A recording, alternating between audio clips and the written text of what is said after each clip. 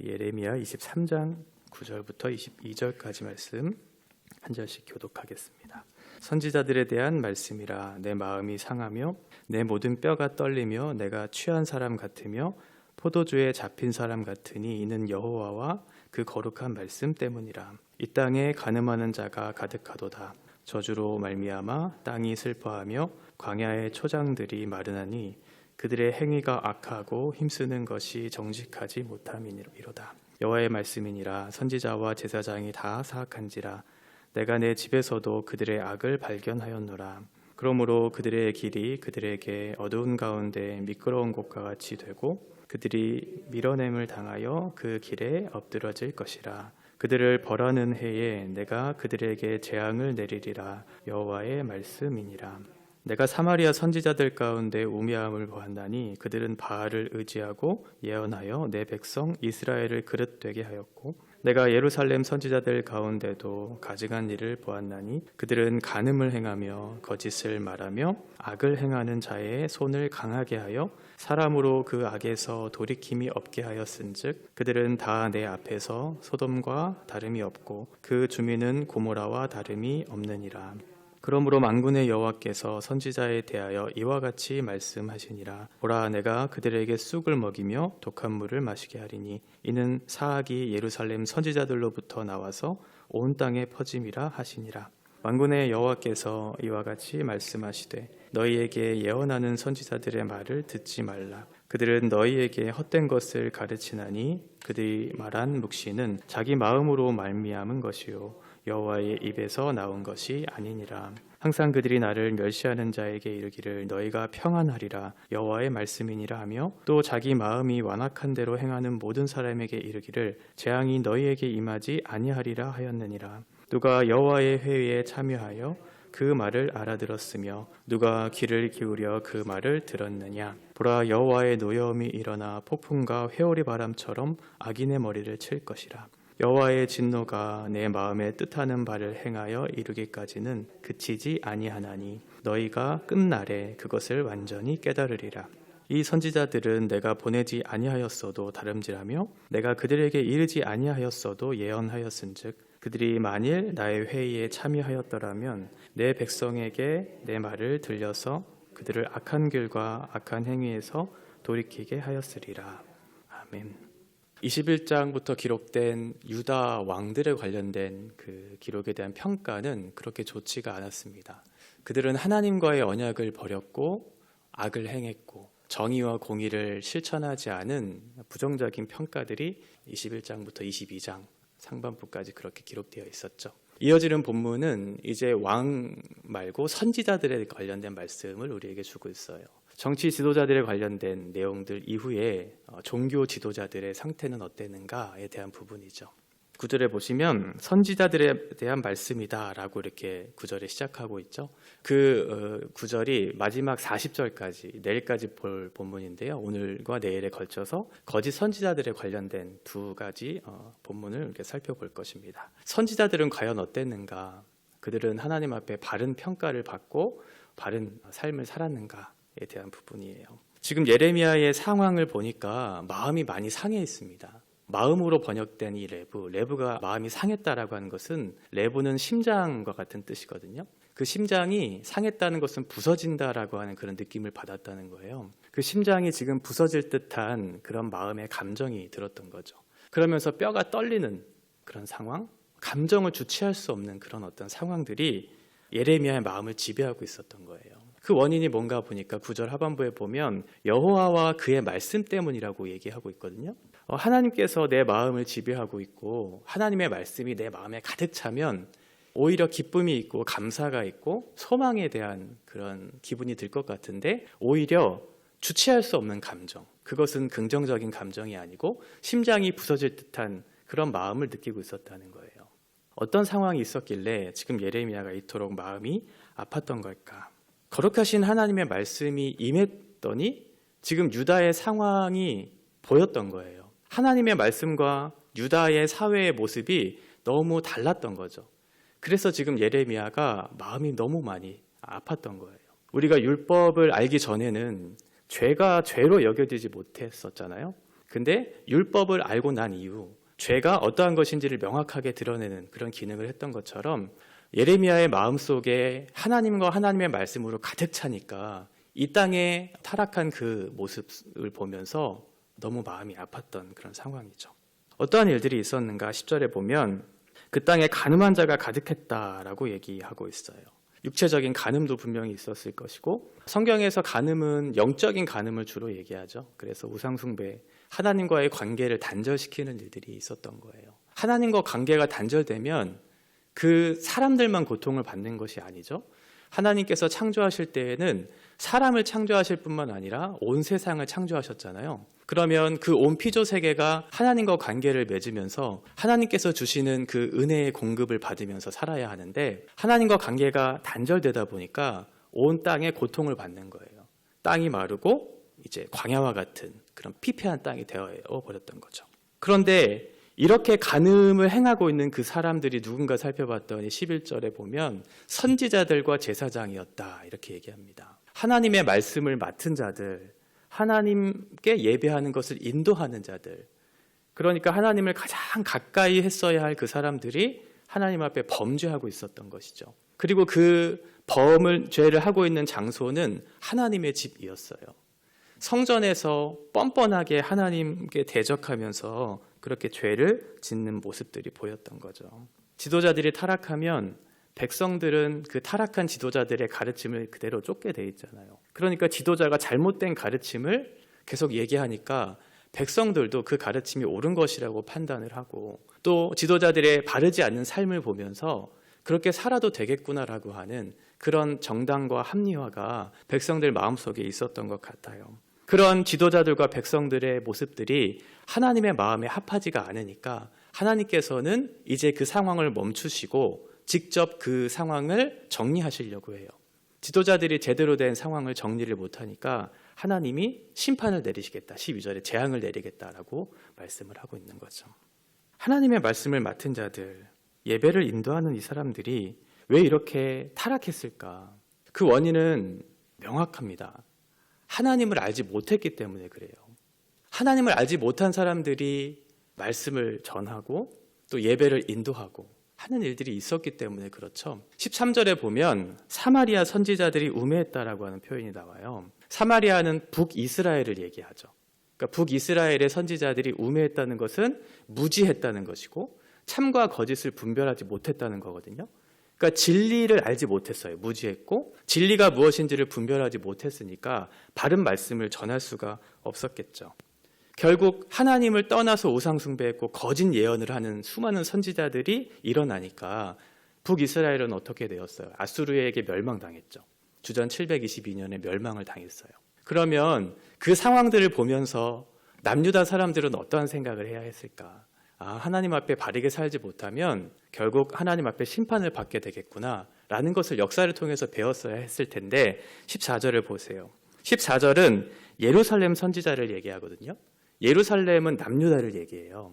그러니까 남유다 선지자들도 똑같이 행했다는 거예요. 북이스라엘의 사건을 보면서도. 그들은 여전히 하나님을 떠나서 간음하고 있었고 악하게 행동하고 있었고 거짓으로 말하고 있었다라고 얘기해요. 그러니까 북이스라엘이 했던 그 길을 그대로 따라갔고 결국 북이스라엘이 망했던 것처럼 남유다도 소돔과 고모라와 같이 심판을 면하지 못할 것이다 라고 얘기하고 있는 거죠. 북이스라엘이 망한 지 100여 년이 지났어요. 100년이 훨씬 넘은 이후에 주전 586년에 남유다가 망하니까요. 오랜 시간 동안 그 역사를 보면서 남유다도 깨달아야 했을 텐데 안 바뀐 거죠. 말씀을 듣는 것은 너무나 중요해요. 하나님의 말씀을 듣는 자리에 있는 것은 너무나 중요한데 말씀을 듣는 자리에만 있고 그 자리를 반복하는 건 어떠한 의미에서는 아무런 의미가 없는 거죠. 말씀을 들었으면 그 말씀을 통해서 깨닫는 것들이 있어야 되죠.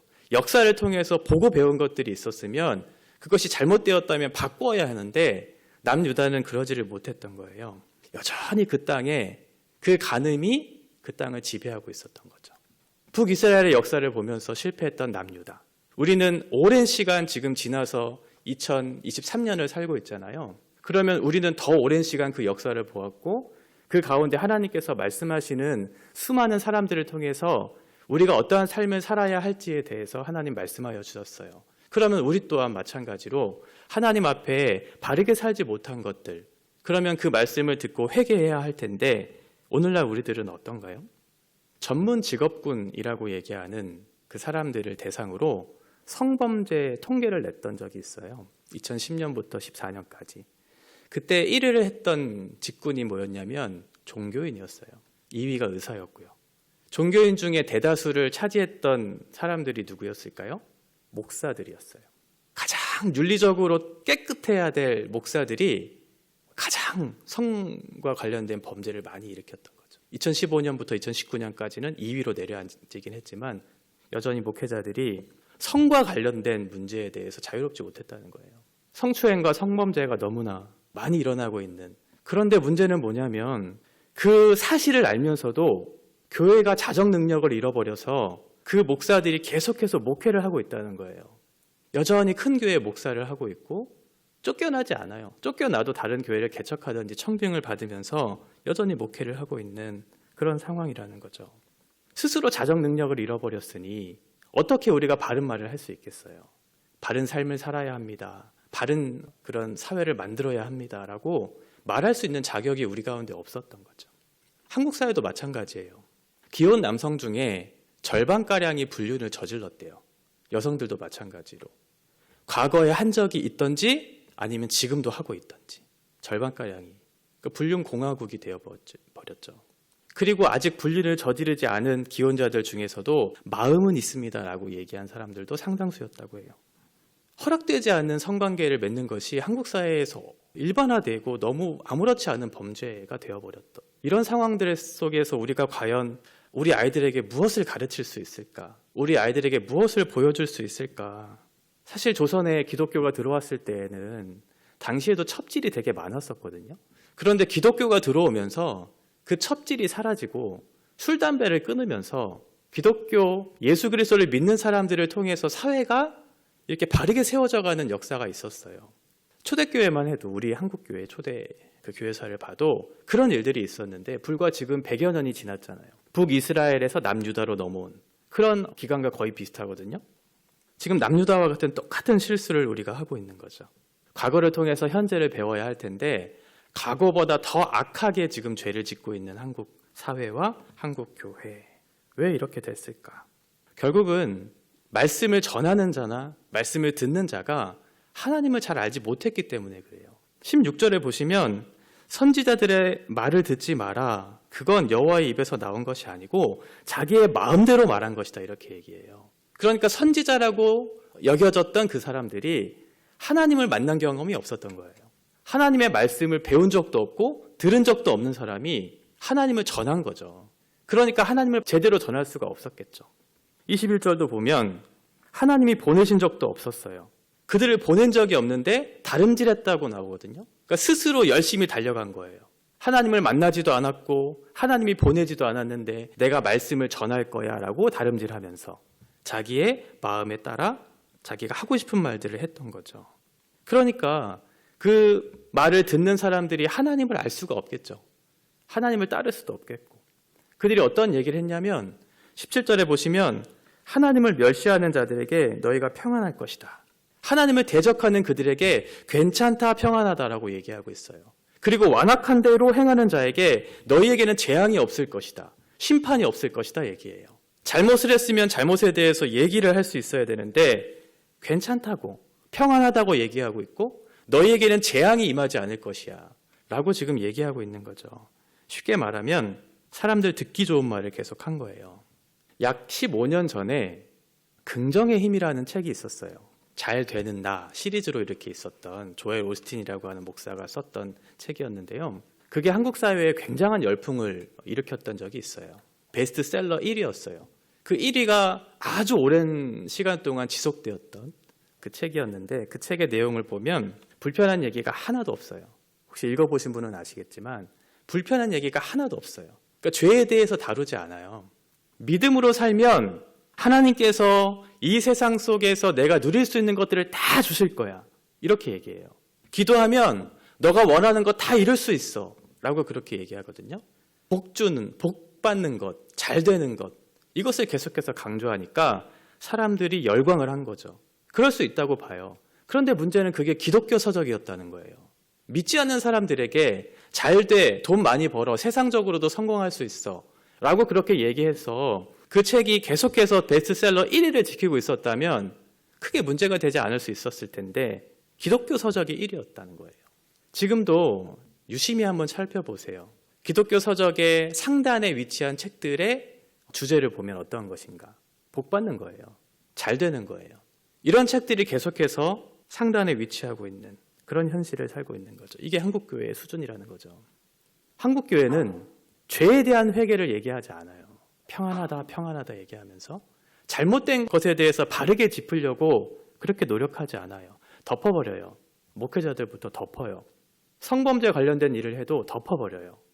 자기네들끼리 잔치를 벌이면서 목회하고 성도들 앞에 오만하게 거짓을 행하면서 그렇게 행하는 일들이 너무나 많죠. 이런 일들이 계속해서 일어나니까 하나님 앞에 우리가 깨끗하게 살고 싶습니다. 한국 사회가 이렇게 더러운데 교회가 제대로 된 일을 해야 할 것입니다라고 얘기할 수 없는 거죠. 우리부터가 너무나 부끄러운 현실을 살고 있으니까요. 하나님께서 우리에게 말씀하여 주셨을 때는 그 말씀에 부딪힘이 있어야 돼요. 그 부딪힘이 내 안에 없다는 것은 영적으로 굉장히 위험한 신호가 왔다는 거예요. 빨간불이 들어온 거예요. 우리는 어떻게 해서든 죄를 잘 지을 수 있을까? 들키지 않고 죄를 지을 수 있을까? 이런 생각을 늘 하는 존재인데 그런 우리들에게 하나님의 말씀이 들려졌을 때 내 마음에 거리낌이 없고 부딪힘이 없다는 건 엄청난 적신호가 들어온 거예요. 말씀을 듣고 때로는 우리의 마음이 불편해져야 하고 불편해졌을 때 그 마음에 돌이켜서 하나님 앞에 나아가고자 하는 마음들이 있어야 하는데 그것들을 상실해버리니까 하나님이 멈춰 하고 내가 너희에게 재앙을 내릴 것이라고 말씀하고 있는 것이잖아요. 십자가를 세우고 건물을 지으면 교회가 되는 것이 아니고 교회에 등록을 하면 성도가 되는 것이 아니에요. 회개하지 않은 사람들이 가득한 그런 교회가 이 땅을 다 지배하고 있다고 해서 사회가 변하지 않아요. 하나님을 아는 백성들, 하나님 앞에 바르게 살고자 하는 그런 성도들이 이 땅에 있을 때 비로소 교회가 교회다운 모습을 회복할 것이고 성도들을 통해서 하나님의 나라가 이루어질 거예요. 촛대를 옮기기 전에 하나님 앞에 우리의 현실을 보면서 하나님, 우리의 현실은 이렇습니다. 우리가 회개해야 될 것이 너무나 많습니다. 라고 고백하면서 그렇게 주님 앞에 회개하며 은혜를 구해야 되겠죠. 제2의 종교개혁이 필요하다고 얘기하는 한국교회의 현실. 그것이 우리가 처한 현실인데 우리 스스로는 그것을 자각하지 못하고 있다는 게 큰 문제예요. 우리가 그것을 자각하고 하나님 앞에 우리의 현실을 통회하면서 마음을 찢어가면서 하나님 우리에게 은혜를 주십시오. 우리가 바르게 살지 못했습니다.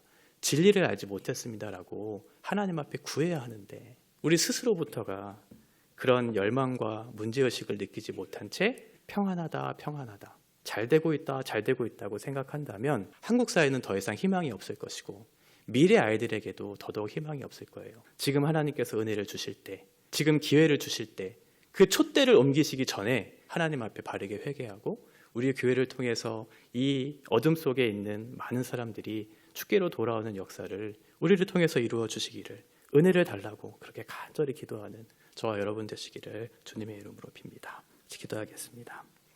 하나님 아버지, 하나님께서는 여전히 우리를 보고 계시는데 우리는 용감하게 죄를 지으며 살아갑니다. 간음을 행하고 거짓을 말하고 악한 행동을 하면서도 마치 심판이 임하지 않을 것처럼 평안할 것처럼 스스로를 속이고 또 다른 사람을 속이며 거짓된 평안 속에 살고 있습니다. 북이스라엘에게 향한 경고와 심판을 보면서도 여전히 회개하지 않은 남유다의 역사를 우리도 걸어가고 있습니다. 자비로우신 하나님, 우리를 불쌍히 여겨주십시오. 말씀의 거울 앞에 나를 세울 수 있도록 선한 목자들을 우리들에게 보내어 주시고 목회자들을 통해 주신 말씀을 통해 우리의 삶을 비추어 말씀의 정당한 반응으로 하나님 앞에 부끄럽지 않는 거룩한 삶 살 수 있도록 우리를 붙잡아 주옵소서. 예수님의 이름으로 기도합니다.